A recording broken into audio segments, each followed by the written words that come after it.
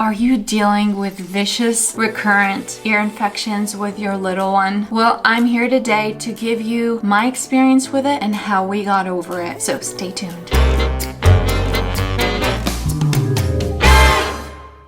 I am going to talk about my youngest one who constantly had ear infections. Now, bear in mind, they happened more around the winter time when there was a lot of viruses going around and he kept getting congested, and basically all that mucus would get built up in his ears, which is what created those current non-stop vicious ear infections. Now, I'm not a doctor. I'm here to tell you what we did and how we eventually kicked the ear infections in their butts. But you have to realize everyone's different. Your baby may be different, dealing with a different kind of set of symptoms. So definitely check with your pediatrician. And if you don't like your pediatrician, which I've had some problems with my pediatrician, go directly to a specialist. You have to vouch for yourself and you have to vouch for your baby. So go directly to an ear, nose, throat doctor. Get them to look at your baby and their ears and tell you what their recommendations are, because doctors sometimes disagree on things like this. Our baby, he kept getting ear infections. He would have an ear infection, 3 weeks later he'd have another one. One time he even had an ear infection.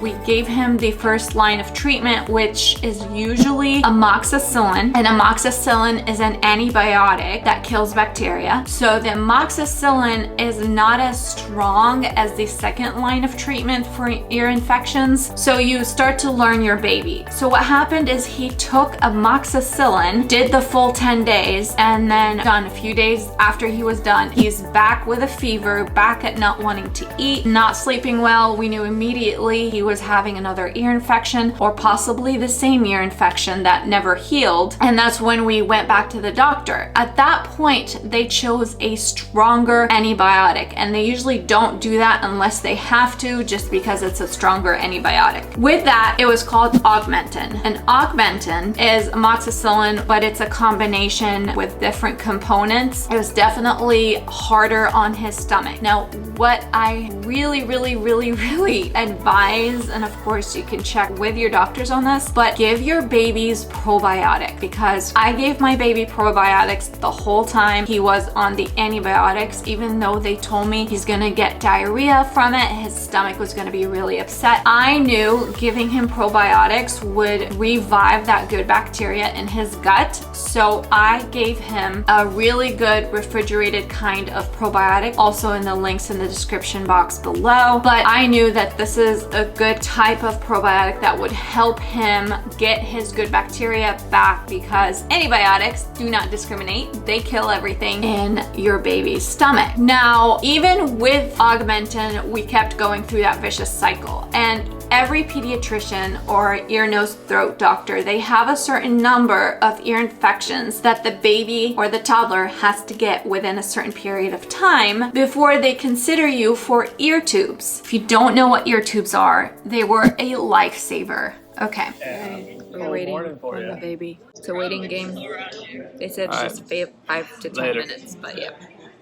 Here's why I like ear tubes versus antibiotics. Antibiotics are not good for you long term. They're not good for you even once, because they're messing with your flora, with your digestive flora, and that controls a lot of things, a lot of your health factors. So I really wanted to stay away from meds. I definitely also didn't want to create antibiotic resistance. I actually preferred getting the ear tubes for him versus continuing to disrupt his body with medicine. And the ear tubes were great because it's a mechanical thing. They put little tubes in their ears and it released all the mucus from his ears, which was great because he could hear better. And I don't know if you guys know this, but a lot of babies with a lot of recurrent ear infections may not be hearing you as well because they have a lot of mucus in their ears. That pressure was released and he stopped having ear infections. Here's another thing that I found out. They fall out.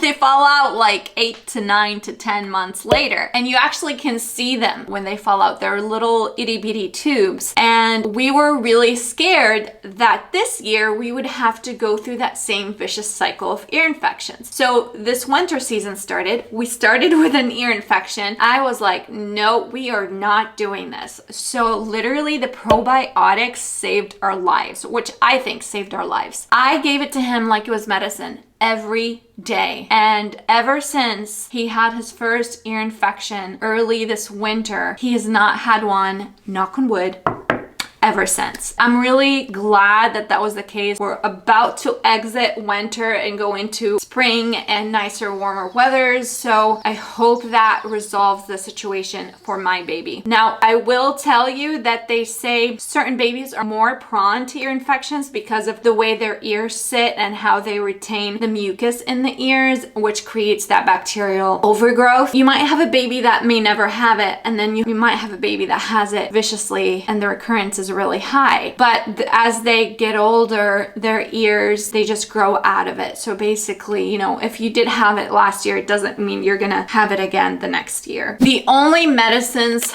that resolve the symptoms that comes with the ear infections, like the fever and the pain and the uncomfort, is really Tylenol and Advil, and they have a schedule on how often you can go from Tylenol to Advil depending on your baby's weight. So definitely consult with your doctor about that. But I really hope you found some tidbits that helped you with this and that help you find a way to resolve your baby's recurrent ear infections. Anyway, thank you guys for watching. Let me know if you have any questions in the comments below. You are awesome, and remember to be a shark.